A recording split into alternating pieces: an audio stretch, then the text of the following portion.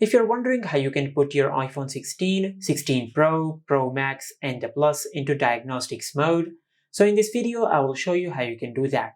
Now to do that, first of all, you will need to power off your iPhone. For that, just press and hold the side button and the volume up button at the same time. And once you do that, you will see the power menu on the screen.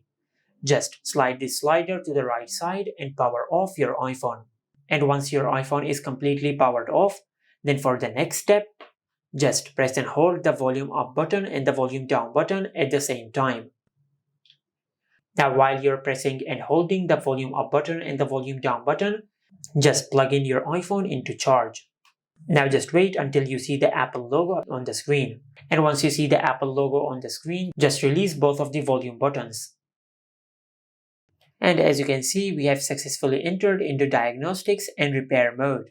Now just tap on Continue, then connect your iPhone to the Wi-Fi network. After you connect your iPhone to the Wi-Fi network, then just wait for a few seconds for your iPhone to connect to Apple support.